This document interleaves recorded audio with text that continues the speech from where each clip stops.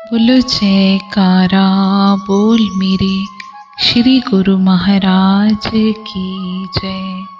श्री अमर ज्योति दर्शन विदेश यात्रा शुभ आरंभ सन 1976। आनंद कंद नयनाभिराम श्री सतगुरु दाता दयाल जी ने सन 1976 में श्री प्रयाग धाम से सर्वप्रथम पूर्वी देशों की यात्रा का कार्यक्रम बनाया।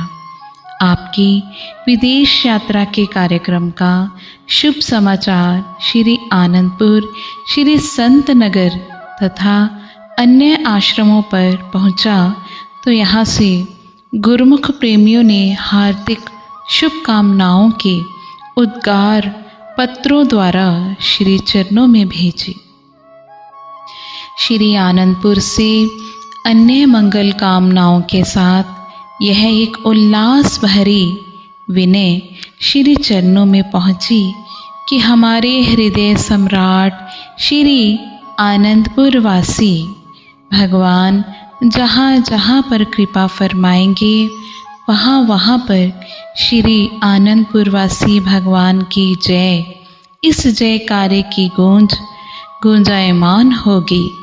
हमारे नयनाभिराम प्रभु चाहे विदेश में होंगे, परंतु हम श्री आनंदपुर वासी गुरुमुख भी साथ साथ श्री चरणों में इस जयकारे में सम्मिलित होकर मस्ती में झूमते रहेंगे।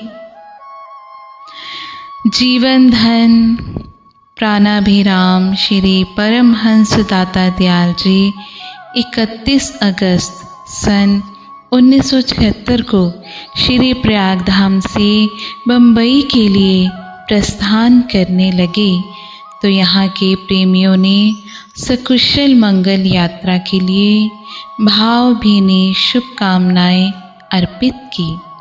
गुरुमुखों ने मोती मानिकों से श्री आरती की थाली सजाई। सूर्य की किरणें उसमें अपने तेज को मिलाकर आरती उतारने के लिए सम्मिलित हो गई। वह दिव्य समय और अद्भुत श्री दर्शन अलौकिक आभा को लिए हुए थे। मंगलाचार के शुभ शगुनों को स्वीकार करते हुए आपने वहाँ से बम्बई के लिए प्रस्थान किया। अमरधाम आश्रम में गुरुमुख प्रेमियों का उत्साह देखते ही बनता था। बम्बई के सभी सत्संगी आश्रमों से बाइयाँ एवं संगतें खुशियों में जयकारे लगाती हुई आश्रम में पहुंच रही थी। अभी आश्रम में निर्माण कार्य थोड़ा ही हुआ था। खुले स्थान पर धूप और छांव की परवाह न करते हुए जन समूह हार्दिक शुभकामनाएं अर्पित करने के लिए भारी संख्या में पहुंच गया। आश्रम वासियों ने यथासंभव साज सजाकर महाप्रभु जी का भव्य स्वागत किया। आपने अपने पावन वचनों में फरमाया, महापुरुष हमेशा जीव की भलाई के लिए ही संसार में विचरते हैं और जीवात्मा के कल्याण का मार्ग दर्शाते हैं, जिस पर चलकर संसारी जीव अपनी लोक परलोक सवार लेते हैं। वैसे भी देखा जाए कि इस मनुष्य जीवन का लक्ष्य क्या है।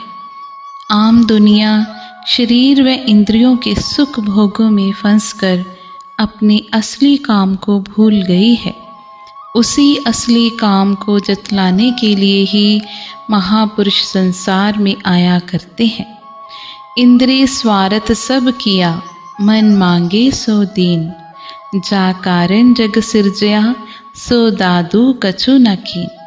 शरीर व इंद्रियों के सुख भोगों को भोगने में ही जीव ने अपनी सारी जिंदगी बर्बाद कर दी। जिस आत्मिक सुख को प्राप्त करने के लिए इसे यह शरीर मिला था, वह काम तो किया नहीं। शरीर का सुख विनश जाने वाला है। महापुरुष अपने वचनों द्वारा जीवन को सचेत करते हैं कि इन फानी सुखों को छोड़कर आत्मिक सुख प्राप्त करो, तभी कल्याण हो सकता है। वरना जैसे आया था वैसे ही खाली हाथ वापस चला जाएगा। यह नुकसान और घाटा कोई मामूली बात नहीं है। एक तरफ तो इंसान अपनी आत्मा का कल्याण करके परमात्मा से एकाकार हो सकता है, हमेशा के लिए सुखों के भंडार से मिल सकता है। कहाँ भक्ति से विहीन होकर नीच योनियां भुगतता हुआ जन्म मरण की असहाय पीड़ा को सहे। यह कोई रुपए पैसे का घाटा नहीं, बल्कि कई जन्मों तक अधोगति का शिकार होना पड़ेगा, जो बहुत बड़ा घाटा है। इसीलिए महापुरुष फरमाते हैं कि वह काम करो जिससे आपकी आत्मा सुख रूप हो सके। पलटू बचते संत जन, जेकरे नाम आधार, चिंता रूपी अग्नि में जरे सकल संसार। वही जीव इस माया की अग्नि से बच सकता है जिन्हें नाम व भक्ति का आधार मिल गया है, सत्पुरुषों की संगत मिल गई है। यह अग्नि कौन सी है? इंसान जानता नहीं कि इसके अंदर काम, क्रोध, लोभ, मोह, अहंकार, ईर्ष्या, तृष्णा, द्वेष की भयंकर ज्वालाएं जल रही हैं। इंसान के अंदर अगर एक का भी ख्याल पैदा हो जाए तो वह तपायमान हो जाता है, अशांत हो जाता है। ये सब विकार दुखी करने वाले हैं। महापुरुष ही इन विकारों से छूटने का मार्ग सुझाते हैं। जो जीव उनके दर्शाए मार्ग पर चलता है और भक्ति के पांचों नियमों की श्रद्धा से पालना करता है, वह इन सब से मुक्त होकर मालिक से जा मिलता है और अपना लोक परलोक संवार लेता है। रात्रि समय जब यहाँ से प्रस्थान का समय आया, चांद सितारों ने मंगला आरती के बीच में अपना स्थान बनाया।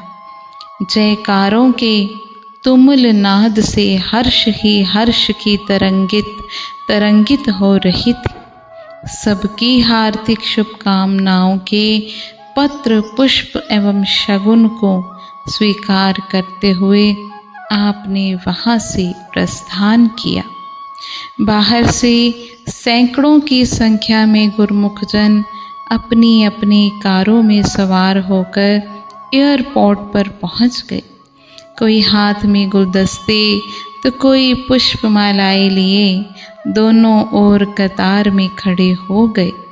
श्री कार वहाँ पहुंची। इस अथाह प्रेम को स्वीकार करते हुए महाप्रभु जी ने सबकी ओर कृपा दृष्टि की। सबने कार में ही अपने पत्र पुष्प भेंट किए। सेवक सेवादार अंदर जाकर कार्यवाही में लगे हुए थे और यहाँ पर महाप्रभु जी मंद मंद मुस्कुराहट से प्रेम वृष्टि करते हुए सबको निहाल करते हुए अंदर पहुँचे। एयरपोर्ट से बाहर खड़े हुए गुरमुख सेवक अपने महाप्रभु जी के हवाई जहाज में उड़ान भरने के समय तक प्रतीक्षा में आसमान की ओर आंखें लगाए खड़े रहे। ठीक समय पर हवाई जहाज की ओर निहारते हुए नतमस्तक हो वे पुनः वहाँ से अपने घरों की ओर लौटने लगे। उस समय ऐसा लग रहा था जैसे सचमुच ही उन्होंने मंद मंद मुस्कुराते हुए आशीर्वाद देते हुए सबको निहाल किया। सबके मुख से लौटते समय एक जयकारी की आवाज़ और दूसरे happy happy journey Swami ji की धुन सुनाई दे रही थी। यही पल ही सेवकों के हृदय में स्मृतियाँ बनकर अंकित हो जाते हैं।